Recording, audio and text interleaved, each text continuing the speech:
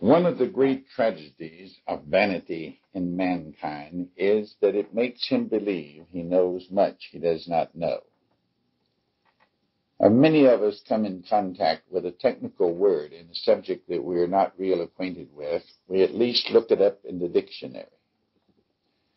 But if we are studying a very technical subject about the science of man, and if there is several textbooks about the science of man, there are things that are written down that are challenged to man if he should find them. And they're highly technical, highly scientific. But to use ordinary words in a very technical sense. And we read these books which we know are loaded with many kinds of information, but vanity says we already know it because we know one meaning for the word that is there, and we assume that we, of course, know all the meanings of the word. One of those common words is the world. One man said, "Fear not, I have overcome the world." Really, a better translation of it is, "I have risen above the world."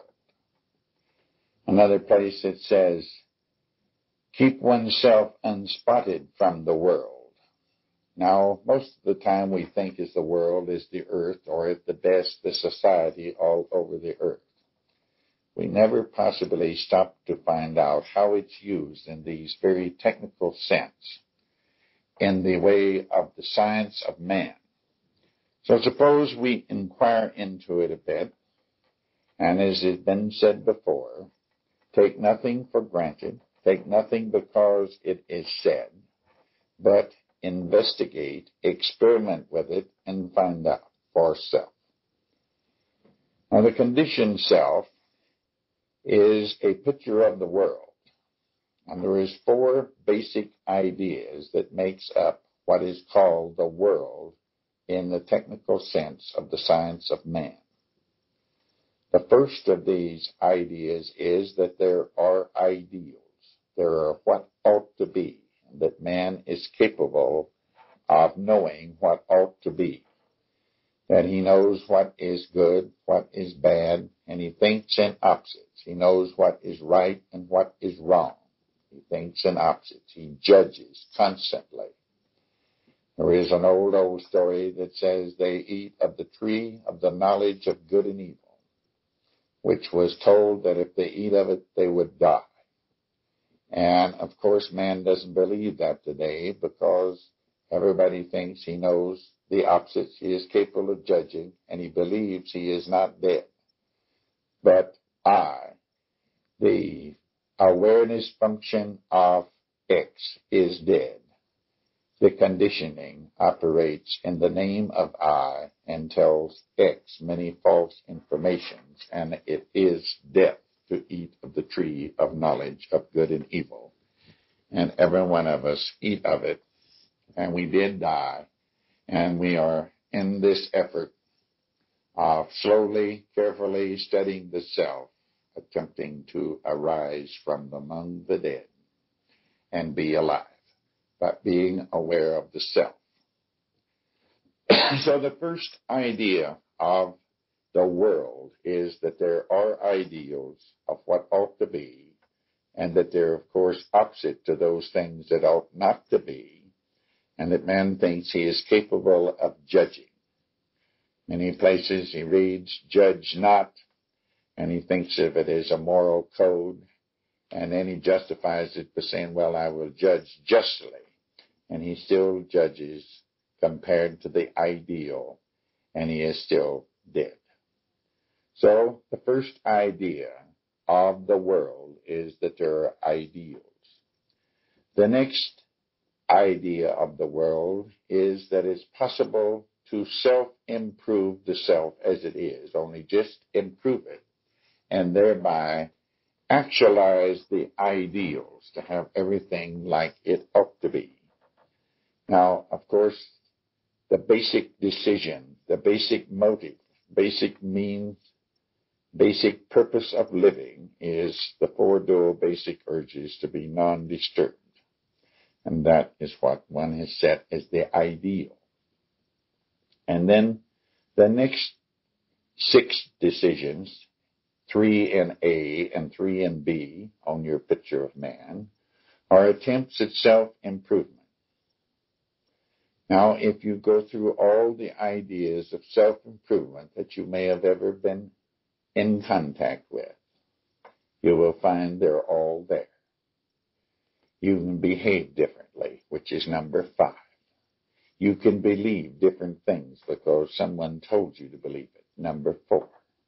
You can do certain ritualistic performances, or you can do all sorts of things that are commanded in one form or another.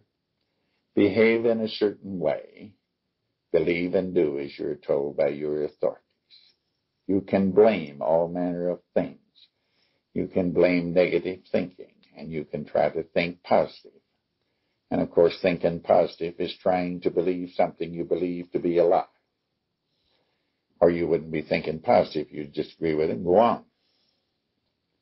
So all the efforts at self-improvement, and the libraries are full of books on self-improvement. There is institutions from one end of the earth to the other bent upon self-improvement of the man and of other selves. So we always are trying to self-improvement, whether it's improve this self or to improve that other self so I won't be disturbed. And then, of course, the third idea of the world is that one will have signs and demonstrations as to how one is self-improving. If one is reasonably comfortable, has a reasonable amount of wealth, one takes that as a sign that one has improved considerably. If one should suddenly lose their wealth, they will find something to blame, which is the fourth idea of the world. So one has a sign that one is either succeeding in self-improvement when things are going reasonably well, and has a sign that something is interfering if one is not doing so well. If one loses one's health, one finds something to blame, a diagnostic term. One says, I am a victim of arthritis. So arthritis, some sort of entity which is flying around in the air and says, there is John, I will bite him. Or there is Mary, I will attack her. Another one is a victim of multiple sclerosis. There is something called multiple sclerosis that floats around in the air. Periodically it sees someone and says, I'm going to attack them. So we have something to blame when things are not going well. And we have self-esteem that we have succeeded in our efforts to self-improve when things are going fairly well to our liking. In other words, we're having a certain amount of pleasure and comfort and not very much pain. We're having a considerable amount of attention and very little being ignored or rejected. We're having quite a bit of approval, and we're not having too much disapproval right now, or none. And we have a certain number of people that we can control. We feel important, and if we can't control them, we feel inferior. But for every time we have a pain, we look for something to blame. We never accept that maybe I am doing something. That is only reserved for when things are going well. When things go like we want them, we set our self-improvement techniques of work. When things go like we don't want them to, according to the 4 dual basic urges, we find something to blame. And this, of course, man is blind. But these are the ideas of the world. And we would like for you to write the 4 ideas of the world down.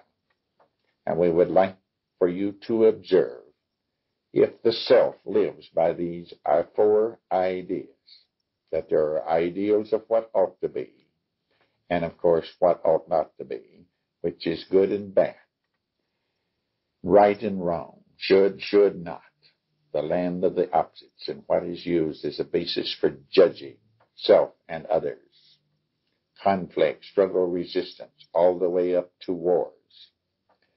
Now one look at all the efforts one puts in to improve the self and improve other selves. that one also keeps somewhat of a record of all the times things go fairly well, one takes the credit.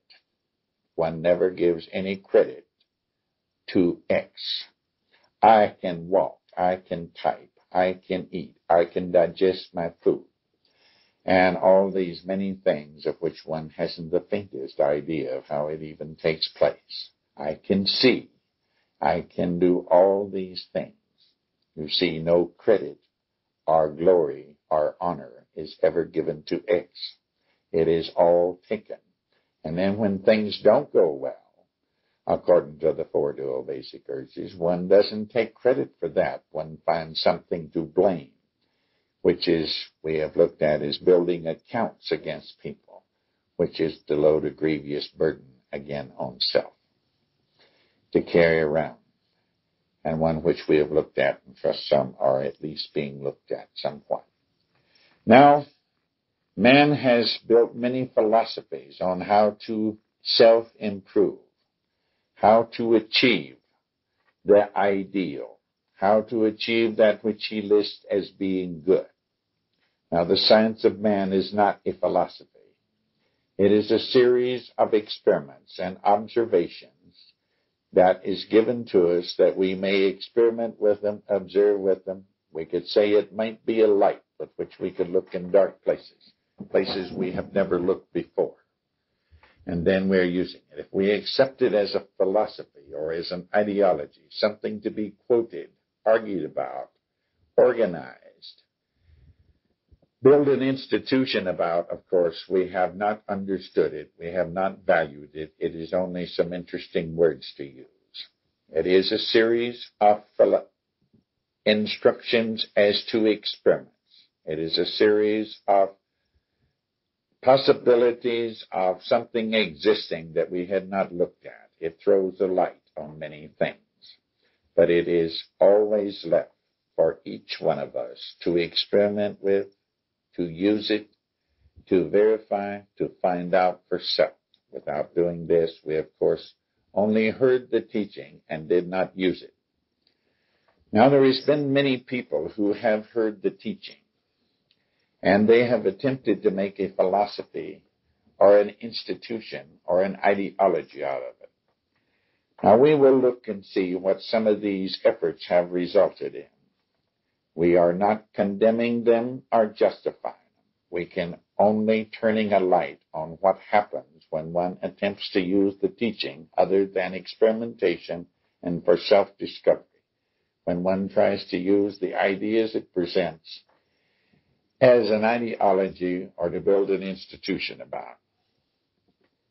The first thing that in using the teaching for an ideology, and there's a method of self-improvement, if you please, which of course is an ideology. The first one is that we will be tolerant of people.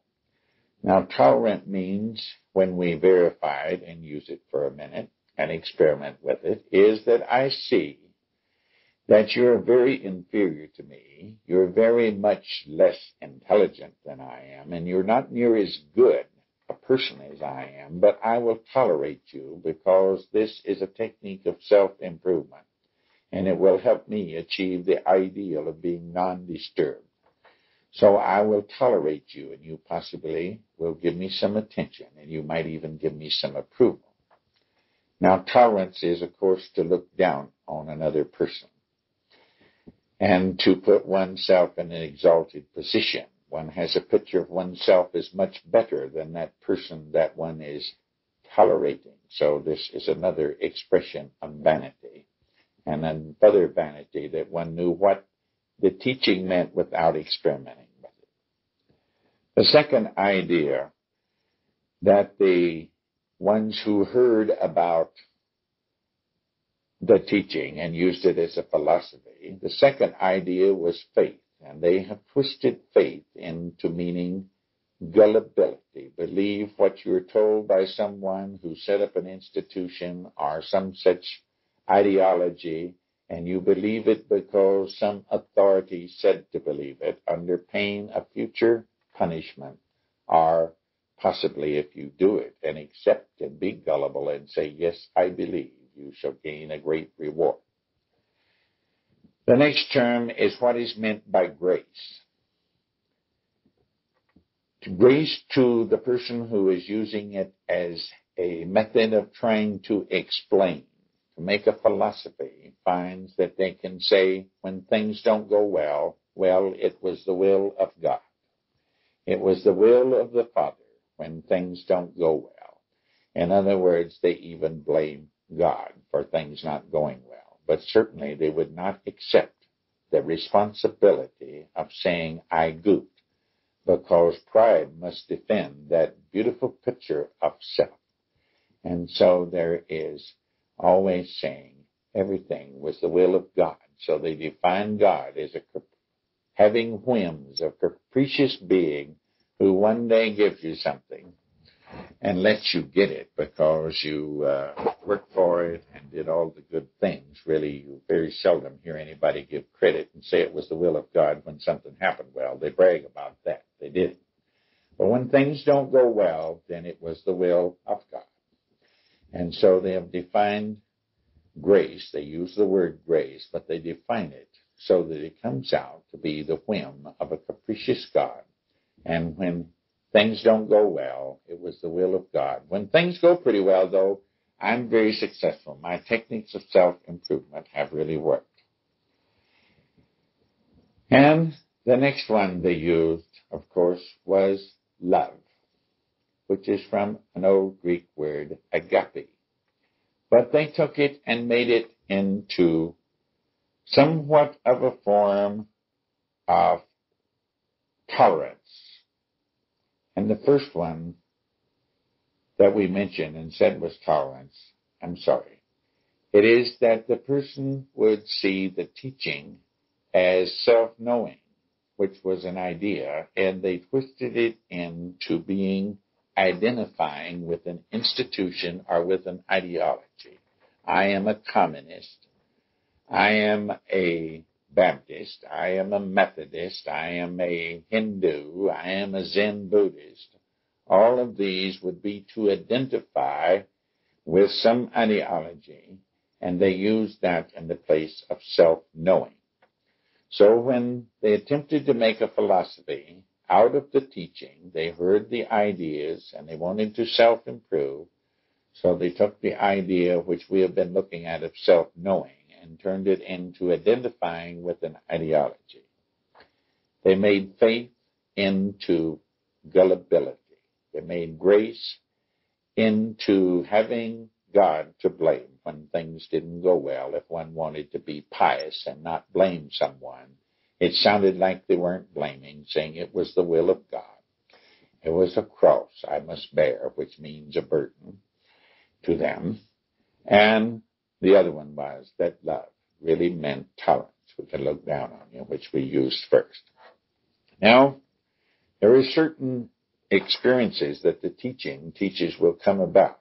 We'll take that up in our next discussion next week. But we are now looking at when it's turned into an ideology or a ritual. The first thing that they took in their hope of self-improving was the idea of confession. Confession, when it's used as an ideology, means come tell me all the places you didn't live up to the ideal I have set for you. Now you have all manner of things to confess, do you not? You didn't do some of the things you were told to believe and do, and you did things you were told to believe and do not to do. And you didn't put on the front. You didn't behave differently every time. And somewhere or other you didn't please. Now you're loaded down with all sorts of things that you must confess you sinned. Now the word sin is from an old word meaning miss the mark. One had an aim and didn't quite make it. If one of us has an aim to observe the self today, and somewhere as we go sound asleep and identify the self, in that word, we missed the mark. We sinned. It's nothing to get all upset about. It's to wake up from it and go on again. But here one failed to live up to doing what one was told to believe and do according to one's authorities. And so they confessed. One man goes and tells another how he didn't live according to the ideology according to what he had been told. So he felt miserable, regretful. B is accusing because A got the nod. A got the word in and used the name of I and got to X and got something done. And B woke up a few minutes later and sets up all this noise. Now one should confess. And of course there is a simple bit of relief. B got its revenge for a few minutes. And so it feels better. Very shortly it wants more, better, and different. And the person wonders if they really meant their confession as it's used in the ideology, as a philosophy. The next thing that was supposed to be one was surrender. This meant altogether something different in the teaching, as we will see later. But to the individual in the ideology, it meant surrender one's life and will and purposes to the institution that was built around some ideology or some philosophy of some man. And then, of course, was repentance. Repent meant, when made into this idea, a feeling sorry, a guilty feeling. Sit down and feel guilty, and it's supposed to do something wonderful for you. Did you ever feel guilty long enough about something you might have ever felt guilty about to get over it? If you sold a 50-cent piece when you were a little kid, how long did you have to feel guilty in order to say, I have truly repented?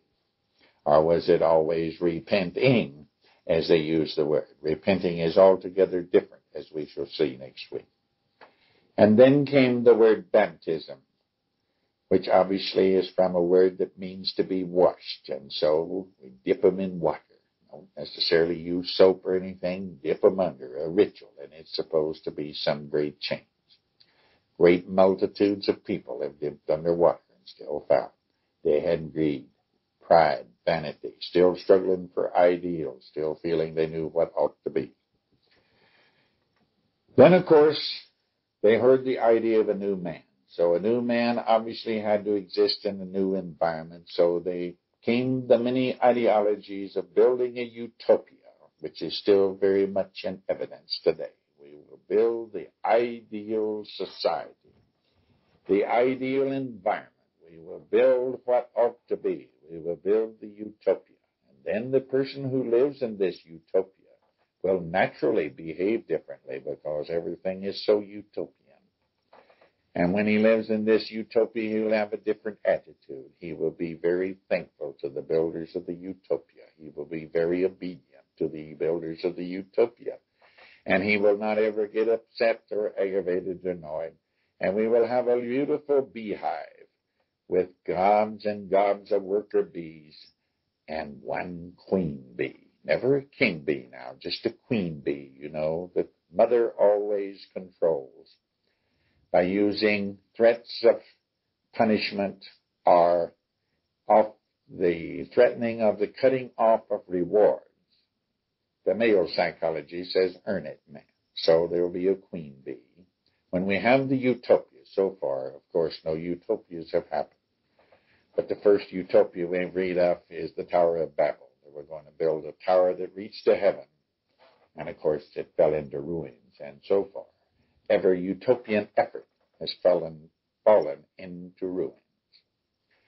Now, after the new idea of the new man, which was to be in a utopia, all we've got to do is to build a utopian society where there is no classes, where there is everybody cooperating and everybody does all for the society. Utopia. Then everybody is going to behave differently, of course, and everybody is going to have a pleasant, peaceful, domesticated attitude. And then there was the idea of what it would be like in this utopian. Of course, they had that word of tolerance. Everybody would tolerate everybody else. And how do you feel when you are being tolerated? Somebody's looking down on you and seeing you as very inferior, but they are tolerating you because they are putting you down by saying you're inferior. And that they're being very tolerant. They're tolerating you. How would you like that? And then they would be condescending. In this utopian world, everybody would be condescending to everybody else, treating them like they were equal, while very well. They're not equal by any means, but I will be condescending to them. That is the philosophy of self-improvement, isn't it? We'll be condescending to everybody. We will treat them very nice. It's simply the old fifth decision says appear to be different to them. And then, of course, is to be helpful. Now, when we want to help someone, not work with them, but be helpful, the first thing we do, of course, is look down on them. We're tolerate them and we're condescendingly to them. And we are going to condescend to pull them part of the way up to our exalted height, to this exalted vanity picture of self, this entirely false picture. So we're going to condescend to help the person part of the way up to the exalted height. And I will get lots of approval and lots of attention and a lot of good, pleasant feelings and a lot of sense of importance because I've really controlled him while I was getting him up a little bit. And this is all done for show, so everybody will see it. We write magazines of how well we've done this and what great work we have done. And we have helped the downtrodden and we have raised them up. To know if you wanted to work with someone, you wouldn't let it be known. The teaching idea is don't let your left hand know what your right hand is doing. In other words, everything is done without even the recipient knowing that anything is being done. You're working with him, and he thinks maybe he's doing you a favor by working with you.